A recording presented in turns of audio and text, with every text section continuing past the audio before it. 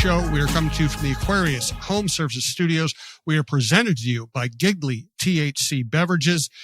We have a lot to, and Onyx Hunt. ONX Hunt. We have a lot to get to, but I do want to highlight something that's coming up here pretty quickly.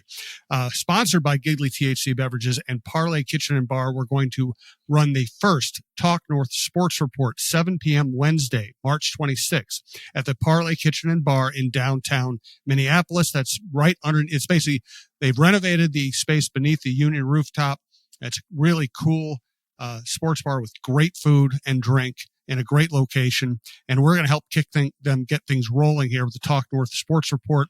It'll be Michael Russo, John Krawczynski, Lavelle E. Neal III, myself, hosted by Mark Rosen, who has recently signed on with TalkNorth.com. It's a really great coming together of, the great Mark Rosen, an opportunity to do a show that we've been looking forward to doing with, the best reporters and writers, analysts in town. Please come out and check us out. We would appreciate it. We'd love to see you there. We will have giveaways, including tickets to some really cool, professional sporting events. I won't be more specific than that, but there will be giveaways that you will want to be there for. So thanks to Giggly, thanks to Parlay Kitchen and Bar. Thanks again to Onyx Hunt for sponsoring the program. We'll get to our other sponsors and our other news a little bit later. Let's start off with the obvious today here on the Viking Update Show, part of TalkNorth.com. Aaron Rodgers, I felt like the Aaron Rodgers story was largely driven by Rodgers' agent trying to involve the Vikings. Number one, of course, you'd rather play for the Vikings than play for a more struggling franchise. Number two, they wanted the maximum leverage. That's why he hasn't signed yet. He's still looking for the perfect deal that might not exist. And why didn't the Vikings shoot it down? Because they're not going to go public and say, we don't want a Hall of Fame quarterback. It just isn't a good look. They don't want to tick off the agent either. So instead what they did is they, kind of let it leak out to some of their favorite reporters. No, I don't think the Aaron Rodgers thing is going to work out. And that's where we are now. But I thought we were there all along. Yeah, Jim, actually, I'm going to kind of zag a little bit on it. In terms of the people at The Athletic that have been reporting this pretty aggressively, Alec Lewis, Diana Rossini, Michael Silver, I do think certainly I agree with you. And especially in the early parts of this saga, it felt like this was Aaron Rodgers, his agent, trying to drum up interest, trying to drum up, kind of headlines and see if there was like real, if there was a way to leverage some sort of pseudo Vikings interest into better deals elsewhere, or just, if anything, just making it appear as if Aaron Rodgers is a commodity on the free agent market. But I think as this went along, my impression is that the Vikings did really have real conversations about Aaron Rodgers. They really did kind of look into all of their options. I think that they believe that this is a Super Bowl caliber roster if they have the right quarterback. And are they sure 100% that 21-year-old JJ McCarthy, coming off of a season that he missed because of injury, is going to be ready? And so, did I ever think that it was likely that Aaron Rodgers was going to sign? No, I don't. I don't think it ever got to a point where they're even like really looking at contract terms and those types of things. But I do think Kevin O'Connell was very much giving this a lot of thought, really kind of trying to surmise whether McCarthy's ready to go and whether Aaron Rodgers would be what they needed and what they wanted. And ultimately, so far, it feels like more of a message to JJ McCarthy of, hey kid, like we really need you here. So start buckling down, get yourself ready. But we'll keep kind of the door open if they don't see what they want to see this summer, this spring, in terms of how he's working out. So, our impression is that there were real conversations, that they really did deliberate and think very long and hard about this. But ultimately, so far, at least, they've just decided, you know what, it's time to move on. All right. And we both end up in the same place, which is however they talked about it, however serious they might have been. And of course, the reality of the NFL is they're going to have meetings. They're going to talk about this stuff. They end up without Aaron Rodgers. They still need a backup quarterback. Where do you think they stand now in terms of chasing a quarterback? Do you think they feel urgency to go get a backup quarterback now, or do you think they're going to wait for basically Aaron Rodgers to pick his team so other quarterbacks can pick their team? Yeah, that's what it feels like to me, Jim, is that, I don't think that they feel pressured to make a decision. I do think that there was some pressure over the last several days for them to really say, we are in the Aaron Rodgers business or we're not. And once they kind of communicated and ultimately came to that decision of, you know what, we are going to go forward with McCarthy and then a backup. Now they have more time and flexibility to look at all of their options on that market. And I don't think they have to rush into something there. If you were going to sign Aaron Rodgers, he was going to be your starting quarterback. And so you want to get him in. You want to get that squared away. You want to start getting people used to the idea of at least 1 year of a veteran quarterback. And then you go forward. But now that they have ultimately decided that Rodgers is not coming in, at least certainly not right now, I think that they have time to just wait out this market to see who is available when the dust settles, when Rodgers picks his spot, and they can go get a veteran backup, basically who would be characterized as the kind of guy that could win you a couple of games if your starter was down and out for a month. I don't think they're looking for a guy right now who is going to compete with McCarthy and can be like your full-time starter going into this season. And so that takes a little bit of the pressure off of that pursuit. Yep. Is there a quarterback that you would like to see them get? I don't know, Jim. I was trying to think about that because, I think in my heart of hearts, Jim, that when the whole market opened, they knew that Sam Darnold was not going to, that wasn't going to be a real option to keep him. And then he gets the 3-year deal from Seattle. And so, yeah, okay, goodbye. I think that they would have loved Daniel Jones to be that guy where, hey, even if McCarthy isn't ready right away, Jones can be a starter at least, first half of the season or something like that. And then turn the reins over if it's not going well. And Jones is really kind of experienced, but still has some upside to him.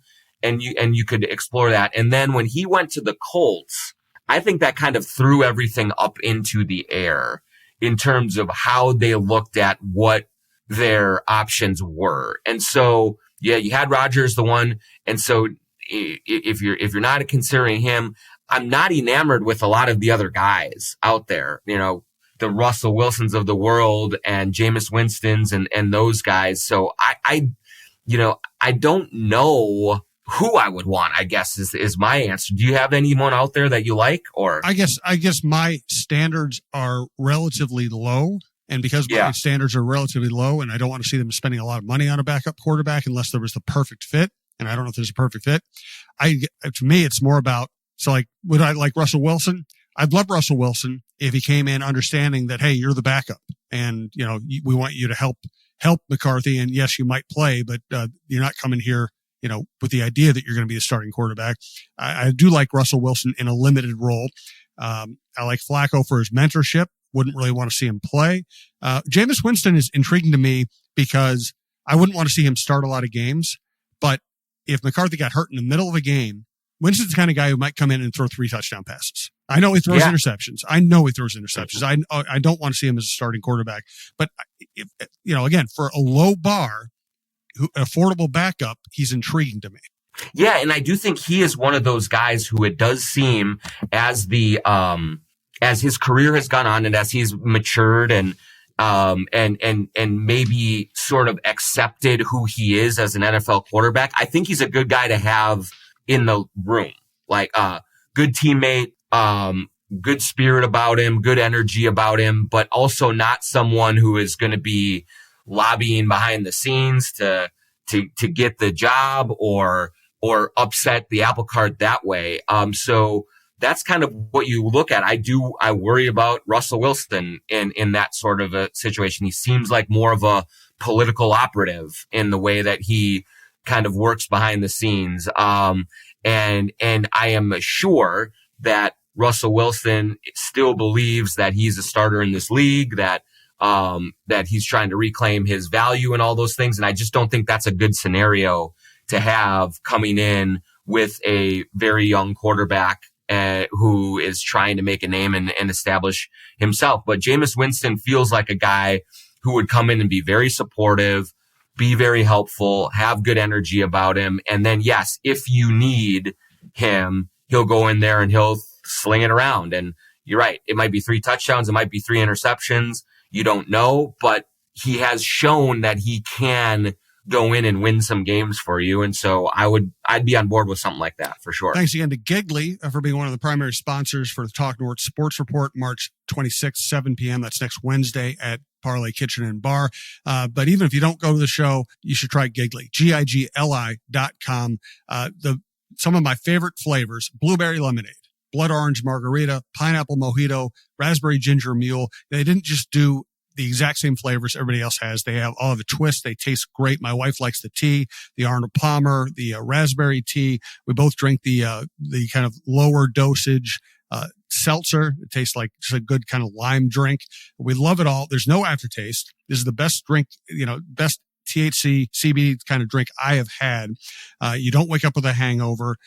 There's tons of flavor. It's real fruit juice. It's all natural. You can find it at your favorite liquor store and all quick trips across Minnesota. They ship nationwide. The prices are very reasonable. It's low calorie. It's about as healthy a good time as you can have. So check out GIGLI.com. And again, come out for the Talk North Sports Report next Wednesday. Also want to thank Onyx Hunt. Have you ever driven past a piece of land and wondered who owns that? Or maybe you need to know exactly where a property line runs. That's where Onyx Hunt comes in. It's not just for hunters. These are folks using Onyx for their jobs every day throughout the country, from farmers and ranchers mapping out their fields, wildland firefighters navigating rough terrain, to construction workers needing to know who owns what property. This app offers something for everyone. If you need the best land ownership maps, aerial imagery, and property boundaries in your pocket, Onyx Hunt is the tool for the job. Try it free for 7 days. Download Onyx Hunt in the app or Google Play Store, or visit onxmaps.com/hunt to get started. We also want to thank Aquarius Home Services. Has your heating system ghosted you? Just not there when you needed it this winter? Scott from Aquarius Home Services. If your furnace has been hit or miss this winter, it might be time for an upgrade. Right now, save up to 25% on a new high-efficiency heating and cooling system, because comfort should never disappear. Enjoy reliability and peace of mind. Schedule your free estimate today at AquariusHomeservices.com. Aquarius, earning the right to be recommended. All right, so I think that's enough about Rodgers. To look at the rest of the backfield, I expected them to sign a free agent running back who would be a decent complement to Jones. I didn't expect them to spend a lot of money at the position. I disagreed. Everybody said they were going to spend their first round draft pick on a running back. I didn't think they would. I didn't think they should. I think Jordan Mason is a win. This guy is a power running back. He averaged 5.2 yards per rush last year. To me, is the perfect complement for Jones. He can keep Jones from wearing down. You can give it to him in short yardage by the goal line. He can also pop a long run. I think he's a big, strong guy who can pass protect. I think he is a major upgrade. It finally gives them a true 1B running back.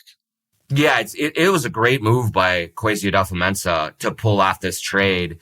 Didn't have to sacrifice much. I think essentially moving back 27 spots in the draft, and you get a guy who is 25 years old, who is ready to go. When you draft someone, especially if it's not a first round pick, you're wondering about the transition from college to the pros, and you're wondering about kind of learning curve and all of that. Jordan Mason is ready to go right now. And what I like about him, he played in that 49ers physical running system. He's a guy who leaves a mark on a defense when they're done playing for the day. And I think he will bring a toughness and a physicality to that backfield that will be helpful. And you're right. I think, when you look at who was behind Aaron Jones last season, Cam Akers had some really good moments. But there was always a question of, okay, can he really do it? Does he still have this in him? And I know everyone really thinks highly of Cam in that locker room and all the work that he's put in to come back from the injuries that he's had. But Jordan Mason is a dude that is ready to go right now and is in his prime. And if Aaron Jones has some kind of injuries or needs a break in a long season as he gets older, Mason is the perfect guy to take a bunch of carries off of him, to make plays in the passing game, to be physical in the pass protection phase of things. And so I don't know that they could have done a whole lot better than go out and get Jordan Mason for, what they spent in draft capital, and then also just the relatively modest financial investment that they gave him. Kwesi's had a great free agency period so far, but this one was really smart to do and get that taken care of. So again, it gives you more options in the draft, and you don't feel like you have to go and get a running back if you don't need one. So Kwesi is having a good offseason. We haven't seen what he does with the draft yet, of course, but this is a really good roster, and he is one of the people who should be credited with putting together this roster, although I think he's very collaborative, and O'Connell and Flores have a large say as well, as they should. Do you think this means they'll actually sign him to a contract? Yeah, I keep waiting for it, right? It has been interesting that it keeps dragging on. And you and I have talked about this on this show several times. And I don't know what to make of the lack of an announcement or a deal at this point. Is this, the Wilfs saying, no, we're not ready to commit yet? Is this Kwesi trying to have some more negotiations and be exert a little bit more leverage and see if he can maximize his value? I don't know, but it is odd that we are this deep into free agency. We're coming up on the draft, and his long-term future has not been publicly addressed. I guess there's a chance that they've already had the contract in place and they just, for whatever reason, haven't made an announcement. Kwesi's a little bit more of a private guy. I don't know if that's in the fold, but it's just really weird, Jim, that this continues to hang out there while they are making really big decisions. And, you hear behind the scenes of just what kind of a voice Kevin O'Connell has in all of these things, the Aaron Rodgers quarterback situation, the free agency, all that. And, I don't know. There's just something about it that doesn't feel quite right to me. Just kind of looking at it. No, I agree. It's a little weird. I know that from what I hear, Kwesi's very popular in the building. He treats people really well. Of course, performance matters, but it's been fascinating to watch. He's really made up for whatever misses he's had in the draft by being excellent with veteran acquisitions with his free agency or trades. And you wonder if you gave the Wilfs truth serum, just how high their satisfaction rate would be. Again, something I hear a lot is that there's a real sense of unity among the decision makers in that building. Everything is very collaborative. I think it all works very well together. But, hey, we're talking about professional sports. We're talking about prideful people. We're talking about a lot of money.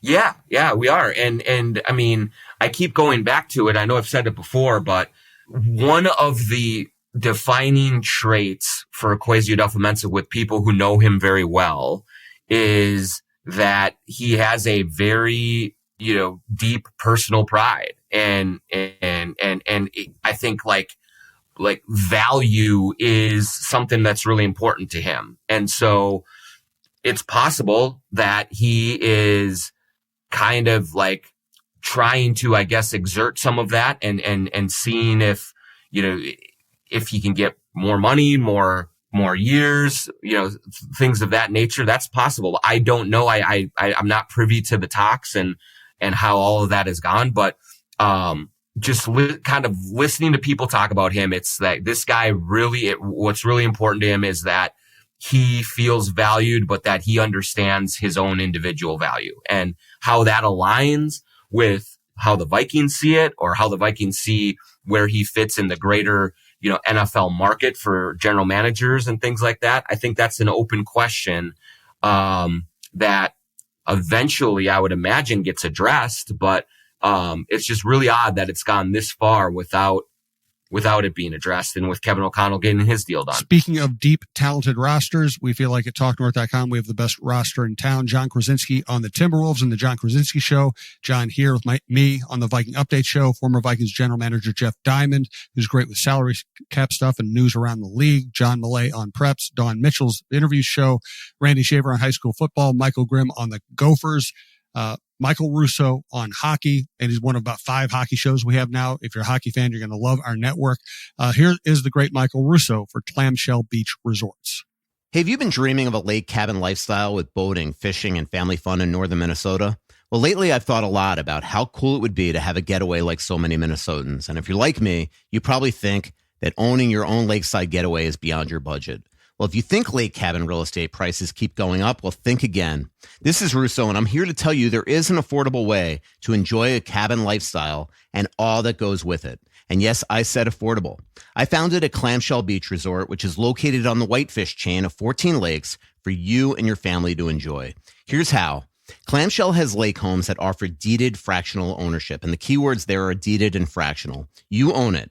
Imagine having 5 weeks a year to enjoy Clamshell with its beaches, pool, and lodge that's full of kids' activities. Is golf your game? There's a great golf course right across the road. Like winter sports? Well, you can go ice fishing, cross-country skiing, or snowmobiling right out the door at Clamshell. And there's no maintenance, no grass mowing, no snow removal. It's done all for you. And you can own a share of Clamshell Beach Resort at an affordable price. To learn more about ownership opportunities at Clamshell Beach Resort, go to cottagesonwhitefish.com or contact Pat Egan at 612-220-9819. That's cottagesonwhitefish.com or Pat Egan at 612-220-9819.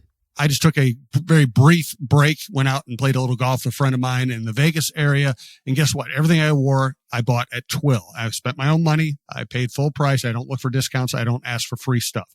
I buy my stuff there because it's great. Peter Millar, it's so comfortable. Johnny O, it's so comfortable. And this stuff looks good. It looks great on the golf course. It looks nice enough you go to a nice place for lunch or dinner wearing exactly what you wore on the golf course.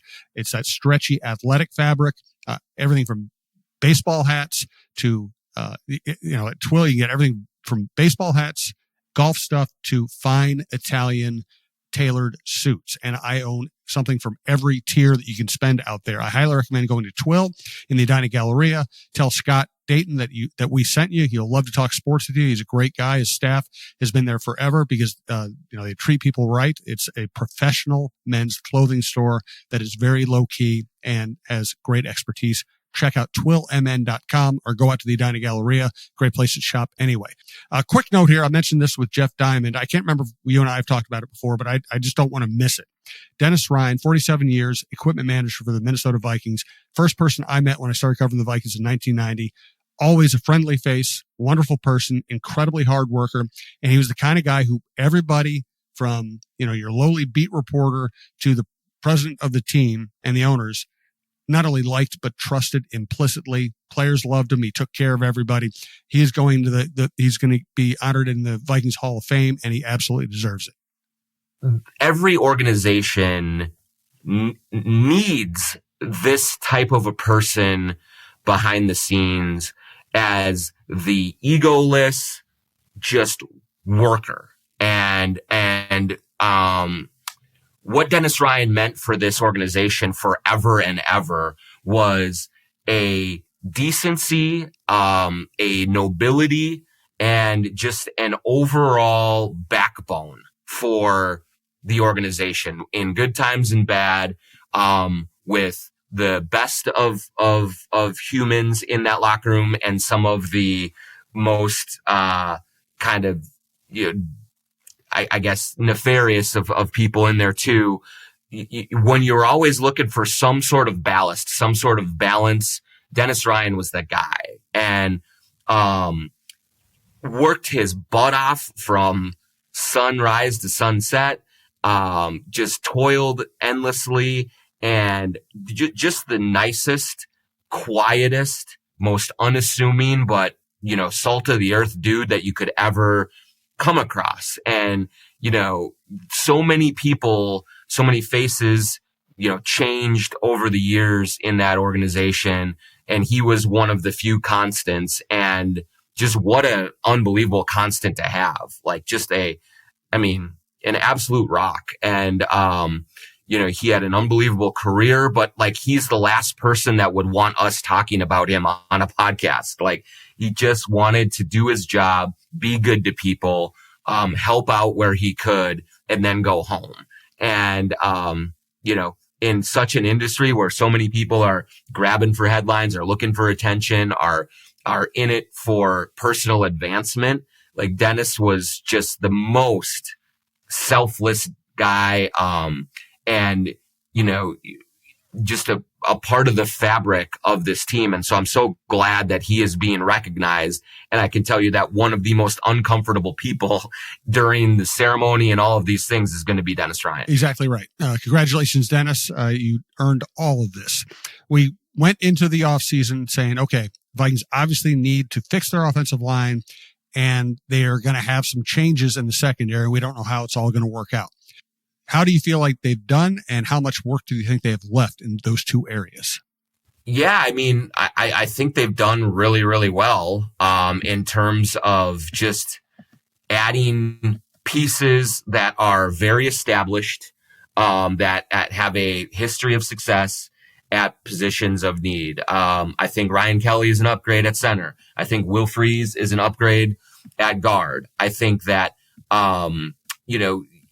just kind of adding even the depth that they brought in with, I think School is his name, right? And then you look at the defensive backs, getting Harrison Smith back is a win in and of itself, to have him back in the back end of the secondary. But then, they go out and they add, Isaiah Rodgers, who will definitely help the cornerback depth. And they add a couple other guys, more special teamers as well. But I think that they were very, very active. They have been. Rondell Moore, Javon Hargrave, and Jonathan Allen. My gosh, that's a huge upgrade in the middle of your defensive line. And so they went out and not only got people at positions of need, but also got people who you do not have to squint at and say, this will all work out if this happens, if that happens, kind of a thing. I just think that a lot of these guys are going to come in ready to roll. I always kind of think about how the Twins have gone out and gotten pitching, and that, well, this guy is coming off an arm injury. This guy has had a history of this and that. And if everything goes perfectly, it might work out. Well, you don't have to do that kind of gymnastics with a lot of the guys that Kwesi Adofo-Mensah has signed in free agency. These guys are really good players. Freeze had an injury last year, but should be totally fine. And are going to be plugged into starting roles right away. And they've really made this a Super Bowl caliber roster, as long as they get really good play at the quarterback position. Yes. And I also they actually have made a lot of Twins-like signings of players who have had problems or injuries in the past, including Rodgers, not Aaron, the cornerback, including Ryan. I like the Rondell Moore signing. He was dynamic coming out of college. He was dynamic as a rookie. He's had injuries, he's had problems, but I could really see him being a big part of game plans as a slot receiver. For sure. Yeah. And then when you look at, will Jordan Addison have some discipline that comes down on him at the start of the season? That you factor in. But yeah, I think Rondell Moore is a rich man's Brandon Powell. So I think that's a fair way to characterize that. It's funny, I said exactly that on the Diamond Show about Rondell Moore. Yeah. So great minds think alike there. And so do ours.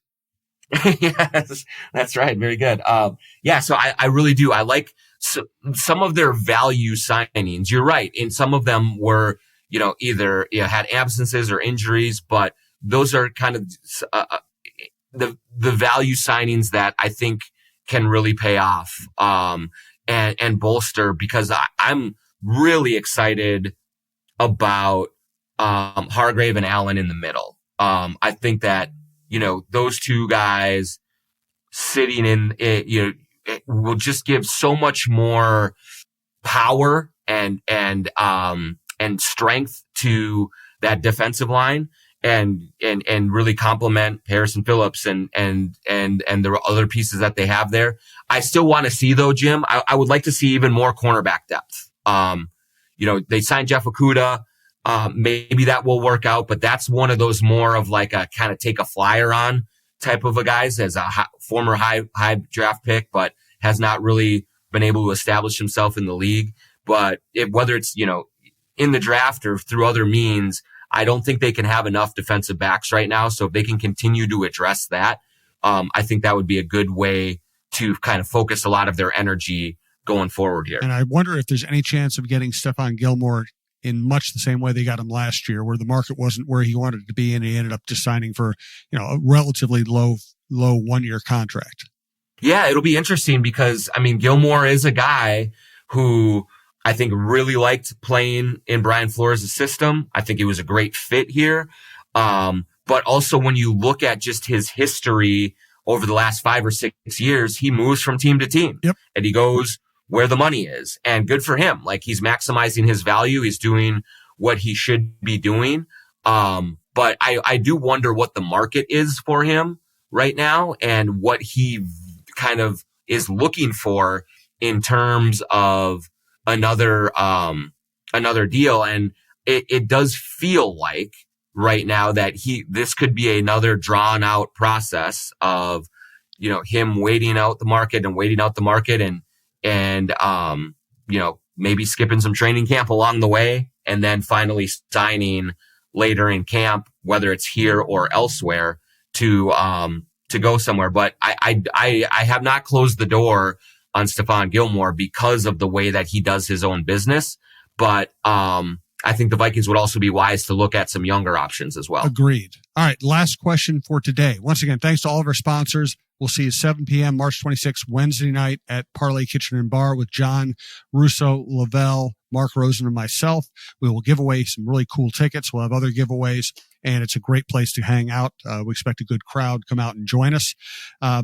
If I don't ever recommend a team draft for need, that's how you make big mistakes. But if the Vikings were going to use their first round pick on a need position, what position should they prioritize? Yeah. I think I'm at cornerback, Jim. I would like to see more depth, and I would like to see young guys taken who can develop into lockdown, shutdown types players. I think that Kwesi Adolfo-Mensah has done a good job of adding depth, of adding, you bring Byron Murphy back, you add Isaiah Rodgers, you bring in Okudah. He's done some good things there, but I think one thing that is still lacking is like the number one shutdown corner. And I don't know if that's available in this draft. But in terms of, they have great receivers. They have really bolstered their offensive line. They've really bolstered their defensive line. You have a young quarterback you're excited about coming in. Running back is loaded. And linebackers are generally not first round picks, unless there's a can't miss guy. And so, cornerback or, maybe safety, but again, safety is usually not a first round pick. So I would go with cornerback. Where are you at on that? I would have to say cornerback. I think they're close on the offensive line.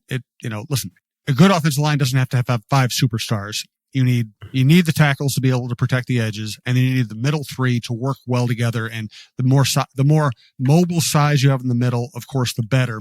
But I could see Brandel being a good enough 5th best offensive lineman. Cornerbacks, you just can't have enough of them. You just can't have enough of them. And with the way Flores likes to blitz, sometimes his corners are going to be exposed, and you need them to be able to make plays under difficult circumstances. So I would say cornerback. Yeah, it just feels right. When you're looking, you still need someone to lead there. I know Murphy had an unbelievable year. He signed a big contract, but he's more of like a slot corner. I want someone on the outside who I can, match up with the Sauce Gardner type. And again, like you maybe not get that where the Vikings are picking. I don't know what's available, but I want to go out and get an elite cover corner on the outside. And I think that's the biggest hole that they have right now because they have stars at pretty much every other position group. Yep. Hey, good stuff from John. Check out the John Krawczynski show as well. Great stuff on the Timberwolves.